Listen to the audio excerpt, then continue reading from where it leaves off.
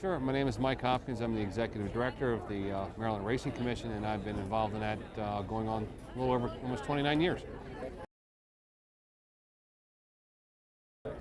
Our role is completely regulatory oversight, whether it's, and part of that's the safety issues, which involves medication testing, the safety of the jockeys, the horses, and the overall operations of the racetrack. As far as the horses are concerned, they are one of the primaries, and I can't say this enough, that the fact that jockeys are our most primary concern as far as the safety issues are concerned.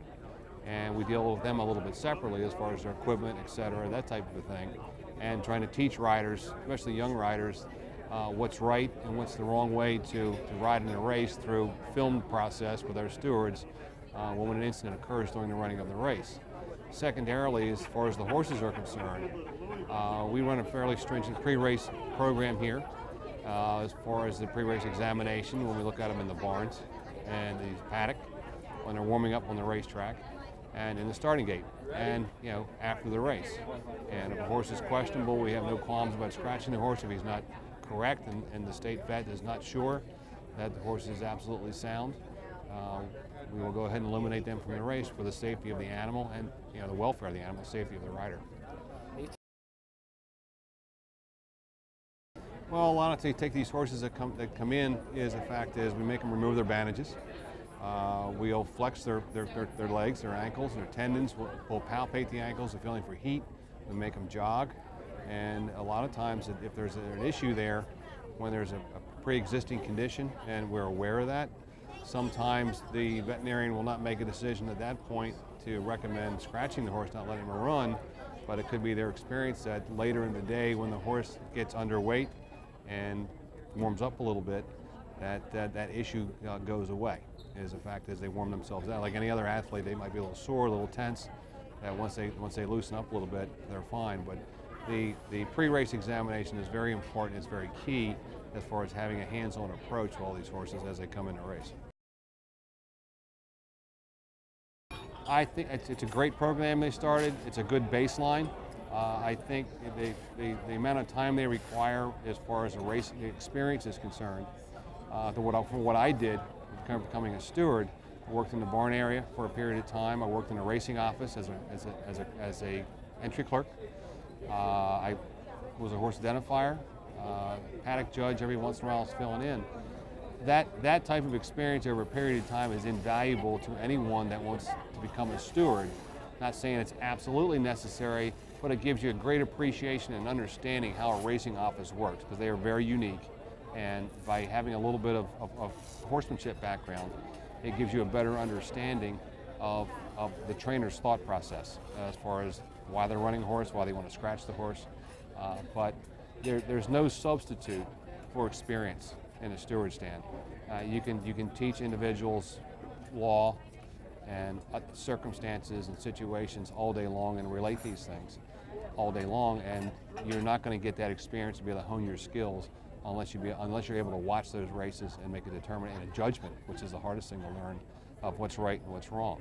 And the Stewards Accreditation program, particularly the continuing education programs that we go to every other year for 16 hours, I think are invaluable for the stewards as a whole to get together and break into discussions as far as issues that affect them locally and see if there's any circumstance that also extends out to other racing jurisdictions where other stewards have experienced the same thing, and discuss what kind of solutions they came up with to address those, which works out very well. And a lot of those discussions, I think, they help a lot of people.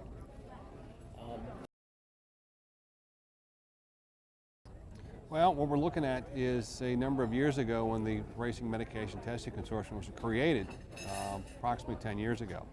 The Mid-Atlantic was on a course of adopting their own uniform guidelines at that point and needed more resources. And when the RMTC was created, that gave us the resources. And I think it's taken that period of time to do to come up with the research and the identification of particular drugs that they are recommending all the states to adopt with thresholds that would be permitted to be in the horse on race day that the Scientific Advisory Committee has recommended would not have any effect on that particular day. It's one of those steps in the racing industry is one thing that it appears the general public has been looking for, and the critics certainly attack the non-uniform approach that a lot of different states do. And I think at this juncture, just the nature of the business as it is, that a uniform group industry over multiple jurisdictions bodes very well that the industry can do the right thing by doing this. And I think the RMTC has been a great catalyst to do that. Alan Foreman, the horsemen's organizations in the Mid-Atlantic region have been instrumental in bringing regulators together and creating a uniform program.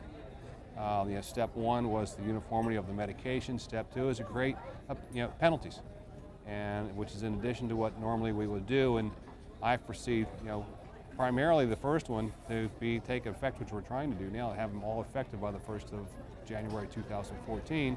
And the penalty phase is the next phase of it. And by having everyone adopt those standards in some form or manner, provides another layer and another tool for the regulatory people to enforce the rules and look at people that have multiple offenses, which really doesn't happen that often.